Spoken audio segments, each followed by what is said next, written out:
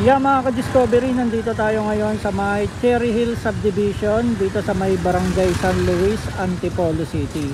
Yan, bali silipin natin yung dating nangyaring trahedya sa Cherry Hill Subdivision dito sa Antipolo. Yung nagkaroon ng landslide. Yan, nagkaroon ng yung gumuho yung burol, yung isang bundok ng lupa at natabunan yung subdivision.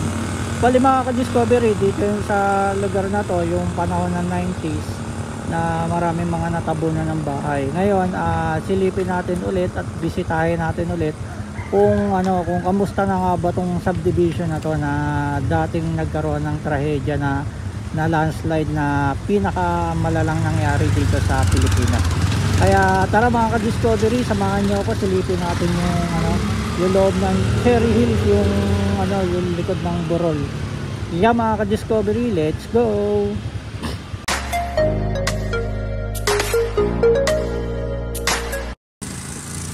Yeah, mga ka-Discovery, tara silipin natin yung yung dating nagkaroon ng landslide sa loob ng subdivision. Magtanong na rin tayo sa mga taga rito kung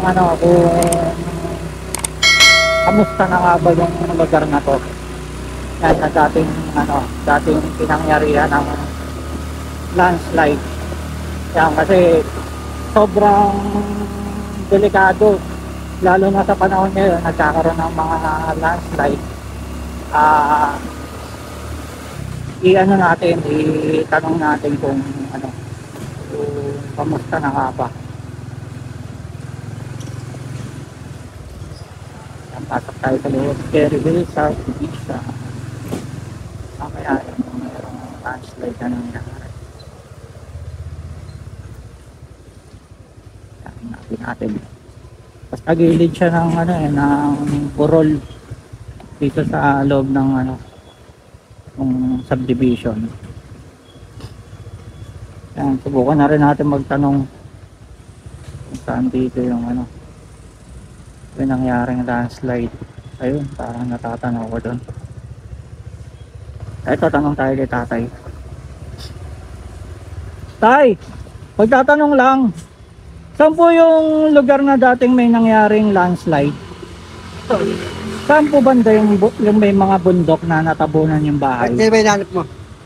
Ko lang, i-vlog ko lang yung dating pinangyarihan ng Buga dyan, sa may yan, kanton. Ito po, yung kanto na yan. Paigot, yung dulo po sa dulo. Ayun, sa dulo, punta ron. May daan din po rito. Yeah, meron dyan. Pumasok ka Igutin ko na lang po. may course dyan. May half court dun. Isilipin ko lang po kung kamusta na yung lugar na yun, kung prone pa rin ba sa landslide. Okay, may mga bahay-bahay na. Okay naman na. Sige po tayo, salamat, silipin ko po. Thank you. Kaya mga ka-Discovery, may nakausap tayong taga dito sa subdivision.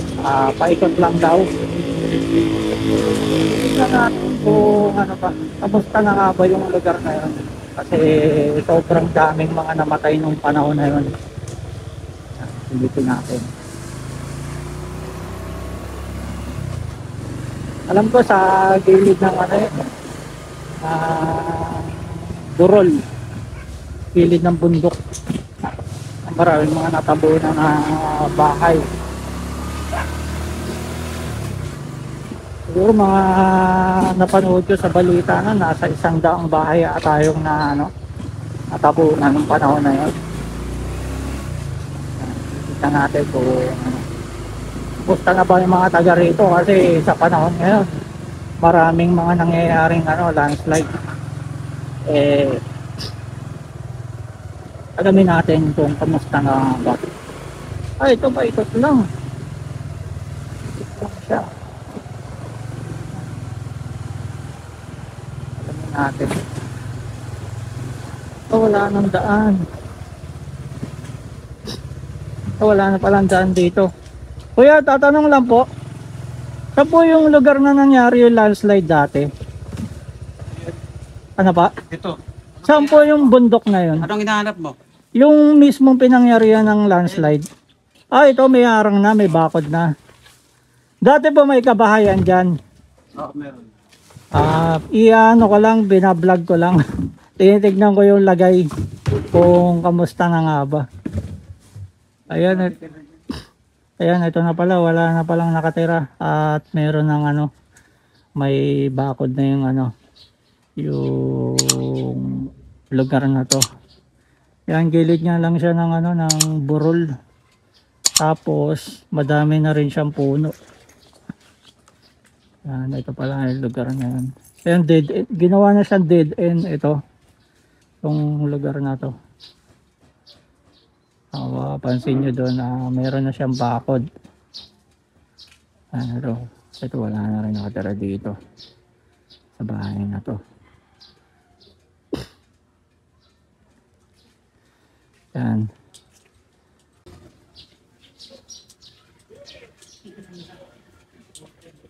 Yan, ito yung ano, yung bahay na wala na nakatira. Siguro inaabot din to. Yan, wala yung slide. Tapos may bakod na wala na talaga nakatira. Yung mga ka-discovery. Yan, ito yung malagim na nangyari dito sa ano, sa Cherry Hill Subdivision.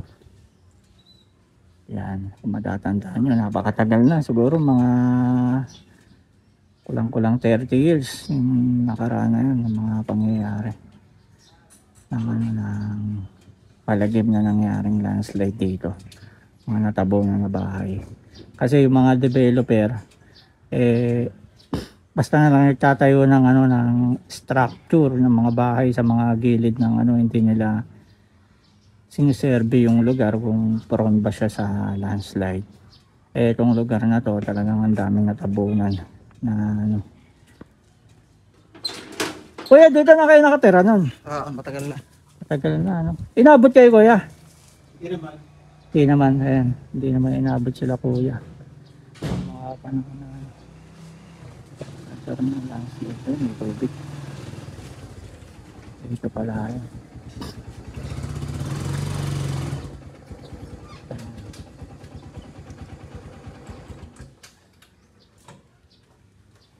Meron ng bakod. Pinablog ko lang yung dito pala nangyari yung ano, no? Yung landslide dati, no? Ano to dati, kalsada? Street po yan. Mahaba po. Isang mahaba. Tapos puro bahay yung pataas. Opo. Grabe, no? Siguro bata ka pa nan. Wala pa nga po. Wala ka pa ba nan? Binalikan ko lang kasi nakita ko sa YouTube. Sabi ko, grabe yung nangyari na yun. Binisita ko, tinignan ko kung ano, kung kamusta na nga ba o yung mga ka-discovery, hindi naman inaabot yung ano, yung nakatira dito sa ano na to. Dati daw isang street na kalsada to. Tapos marami mga kabayan doon. Yan, buti na lang nilagyan na nila ng bakod, tapos kaya meron ng mga puno. Talagang safe na yung mga taga dito sa ano, sa Cherry Hill Subdivision.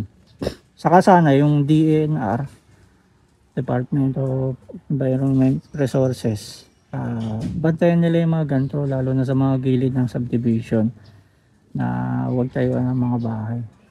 Kasi kumukuha naman ng clearance sa kanila yun bago magtayo ng isang subdivision or isang ano, isang lugar na pagtatayo ng bahay.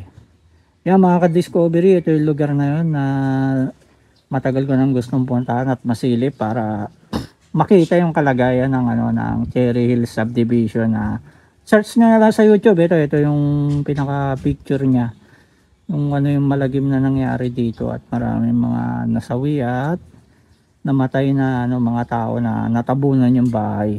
Yan, dati ito na yung dead end ngayon. Dati may kalsada pang padiretso at may mga bahay pa dun sa taas. Yan, di lang tayo makaakyat kasi ayan, may bakod. Yan, talagang sarado na siya. Yan mga ka-discovery, hanggang dito na lang ang ating vlog dito sa ano, sa Cherry Hill Subdivision dito sa Barangay San Luis, Antipolo City. Yan, hanggang dito na lang dyan sa muli. Thank you for watching.